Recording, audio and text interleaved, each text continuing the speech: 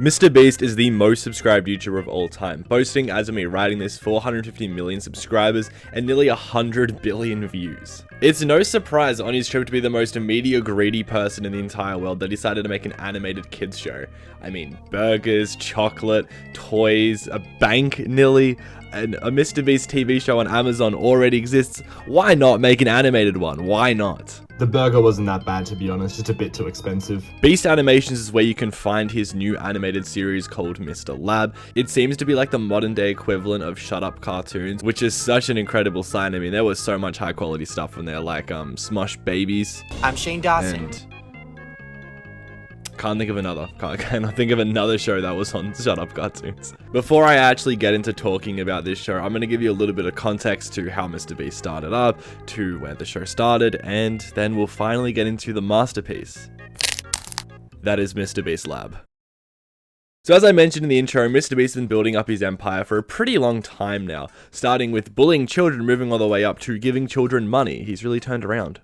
I'd also be amiss not to mention the amazing charity work that MrBeast has done, raising millions of dollars for a lot of really good people. He's helped with the blind, he's helped the deaf, he's helped the poor, he's helped get water back to civilization that doesn't have water. He is genuinely doing really great things with his money. That being said, after taking YouTube by storm, he wanted to enter the real world. Burgers, chocolate, whatever, blah blah blah. I mentioned that in the intro. It's 2024 now, and MrBeast decides that his next venture should be children's toys under a series called MrBeast Lab. From what I gathered about the MrBeast Lab toy line, this focuses on the beast part of his name rather than the Mr. that his channel focuses on. There are these little monsters, one you can combine together, one that change when you shove them in water, I don't really know. Quinton Reviews inflated his, and all the ones I can find are in the clearance section for some reason. This is definitely a really odd venture for him, but it seems to be working and it's decently successful with new series coming out every now and then, so I guess why not keep it up? It's really just following whatever popular trends that have been in kids' toys. Like, I remember I had Hot Wheels as a kid, where if you put them in water they would change colors. This isn't setting the world on fire or anything. I think this has recurring characters. There's the panther, which is from his logo, which I'll be honest, I didn't know that was a panther. I just thought it was like a nondescript cat. But the panther is actually the lead of this show, which we'll now get into, MrBeast Lab, the YouTube series. Despite MrBeast having next to no involvement in the show besides being the executive producer, which is just a fancy way to say he was the bank of the show, it seems exactly like something he would make, and I don't mean that in a good way. Lines and jokes have no time to breathe at all. You'll almost throw up your MrBeast burger and Feastables chocolate bar because of how rapidly paced this show is. You could use the help. Yeah, no thanks. I'll turn around for 1 second and then I'm a banana split. Oh, come on. I won't eat you. Probably. Don't listen to him, he's not serious. Actually, maybe he is. I don't know. I just met him. Banana bread, banana pudding, banana chips, banana cream pie, banana sauce. And as a show, it really only serves to please the lowest of the low, kids on their iPads.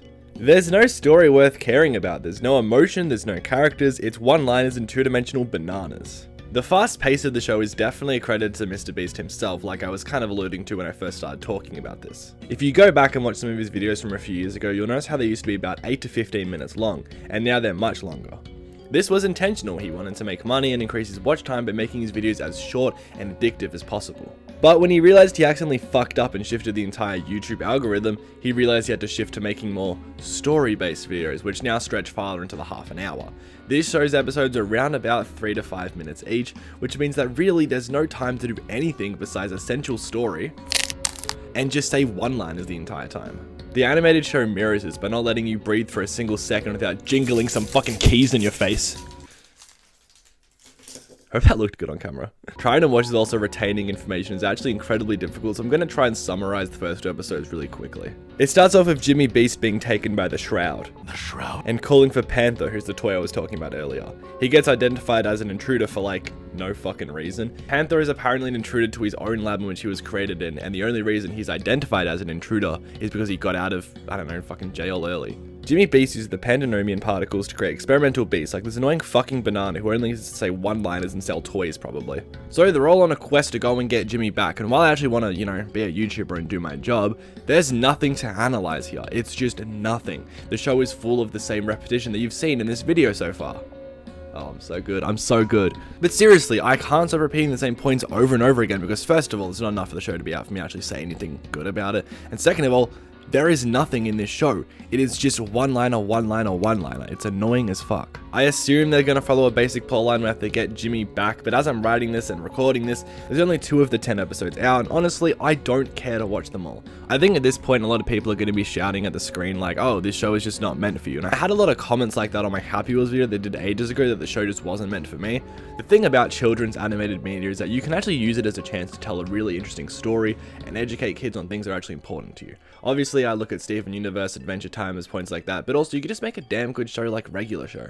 The show doesn't have to be emotional, it just has to be fun and engaging and actually reward the audience with likable characters, a good story, and just a bit of fun. MrBeast Labs so far shows none of that, and probably can't because of how short the show will end up being. The animation itself is actually quite pretty, with fight scenes looking pretty flashy, definitely inspired by anime, as Jimmy has been pretty outspoken about his love for anime for a pretty long time, so that just makes a ton of sense. I still watch anime occasionally. Honestly, last year, I feel like there wasn't that much good stuff. Attack on Titan's really just carrying the whole thing right now. The character designs are obviously heavily inspired by the toy line, but also at times just kind of feel like they were lifted from Ben 10 or heavily inspired by Ben 10, which is fine, but I look at Panther and I see Wrath from Ben 10, like, come on. The voice acting isn't really the best, with Panther's voice actor having some pretty odd line deliveries at times. He had to be a monkey. A banana smart enemy. The whole cast is made up of voice actors that come from many different genres and styles, with many dipping into anime dubbing, video game voice acting, and more, with most being in some pretty big projects with a lot of minor roles in them. I'm not really sure why the voice acting is so hit or miss in my opinion, because there were very clearly some talented people behind it, but I don't really want to blame one person in particular, because honestly, I don't know why this whole project is like this. Money. MrBeast wants a quick cash grab to get on his YouTube channel. Overall, will I keep up with the MrBeast Labs series? Probably not. Will I continue to watch his YouTube videos? Probably not. Will I be a lifetime purchaser of MrBeast Labs toys? You know I will. I spend all my time on the touch. Hi, thank you for watching this quick video. Probably ended up being around the same time as the average episode of this show, so thank you for watching. I really wanted to say more about this, but honestly, I don't have much more to say. The show just sucks. If you want to watch me make some other videos, me making a video on Nathan for you soon, subscribe to my channel. Sorry for disappearing for like 6 months, I just wanted to work on my uni stuff, and thank you for watching this once again. See you next time.